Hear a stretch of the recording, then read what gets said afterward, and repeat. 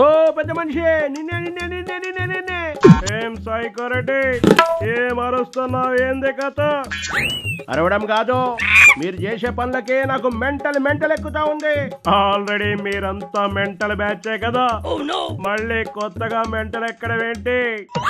మీరు మా వాళ్ళని భయపెడతా ఉన్నారు. భయపెట్టేది ఎవరో జనాలందరికీ తెలుసు సైకోరెడ్డి. నువ్వా బెదిరింపుల గురించి మహాడేది? మా వాళ్ళు ఒక్కొక్కరుగా రాజీనామాలు చేస్తా ఉండారు. మీకు భయపడి కాదా అని అడుగుతా ఉన్నా.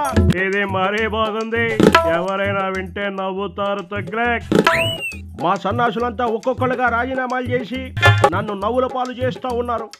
మీరు ఎంత కేసులు పెడతామని బెదిరిస్తే మా వాళ్ళు రాజీనామాలు చేస్తారు భయపడి. ఒక మాటని 100 సార్లు చెప్తున్నావు. ఏదైనా మాటనే ముందు వెనక ఆలోచించి మాట్లాడాలి. నాకు ఎంతో నమ్మకం ఉన్న చిలకలూరిపేట నేత మర్రి రాజశేఖర్ రాజీనామా చేస్తాను అని అన్నాడు అని అంటే దానికి కారణం మీరు కాదా అని అడుగుతా ఉన్నా. మహాడితే మీనింగ్ ఉండాలమ్మా. నీ నాయకుల్ని నువ్వు నీ సైకో చేష్టలతో విసిగిస్తూ మానసికంగా ఒక్కొక్కరిని వేధిస్తూ బలవంతంగా అది చెయ్యి ఇది చెయ్యని ఒత్తిడికి గురి చేస్తున్నావు. నీ టార్చర్ భరించలేక పారిపోతున్నారు నీ నుండి. అంత అబద్ధం. నేను చాలా ప్రేమగా చూసుకుంటున్నా మా సన్నాసుల్ని. నీ కోడి కత్తి ప్రేమ, గొడ్డలి ప్రేమ అందరికీ తెలుసులేవయ్యా. ఓ పెద్ద మానవతామూర్తిలా చెప్తున్నావు. ఏం మాట్లాడుతూ ఉన్నావు? మా వాళ్ళను ఎరవేసి లాగేసి నన్ను ఒంటరిని చెయ్యాలని చూస్తా ఉన్నావు. హలో శివాలరెడ్డి, నీ చెత్త రాజకీయాల గురించి ముందు నువ్వు తెలుసుకో. ఏమేమి? నాది చెత్త రాజకీయమా? మరి కాదా అని అడుగుతున్నా. ఎవ్వడికి విలువివ్వవు, వాళ్ళ బాధలు పట్టించుకోవు. నీకేదనిపిస్తే అది చేయాలి. ఆ చిడతల రజనీ లాంటి దోచుకునే నేతలను విచ్చలవిడిగా పెంచి పోషిస్తున్నావు. సిగ్గుండాలి నీకు.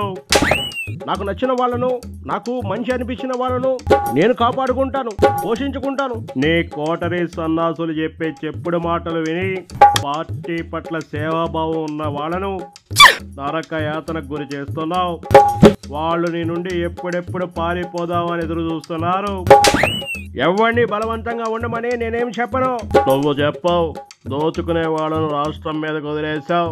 నీ అండ చూసుకుని నీ హయాంలో ఎన్ని వేల కోట్లు మీ వాళ్ళు స్వాహా చేశారో అసలు లెక్కే లేదు. ఎవరిని వదిలిపెట్టాం. తప్పు చేసిన ప్రతి ఒక్కరి తాట తీసి తగిన బుద్ధి చెబుతాం. చూస్తూ ఊరుకుంటాం. మరి ఊరుకోక ఏం చేస్తావా? ముందు నీ సంగతి ఏంటో చూసుకో. మా వాడి రెడ్ బుక్ లో ఉన్న ఏ ఒక్కడిని వదిలే ప్రసక్తే లేదు.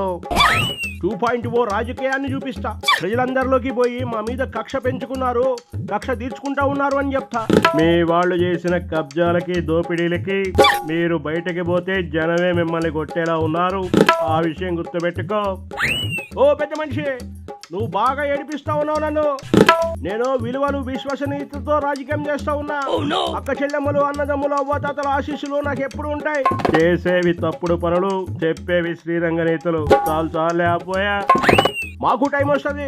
మీరు చేసే పనులన్నిటికీ ప్రతిఫలం అనుభవించాల్సి వస్తుంది. మీరు గుర్తుపెట్టుకో. ఓ పెద్ద మనిషి, నాది నాగుపాము పగ. నీ టైం అయిపోయింది సైకోరెడ్డి. 1000 గొడ్లు తిన్న రాబందు ఒక గాలి వనకు చచ్చిందంట.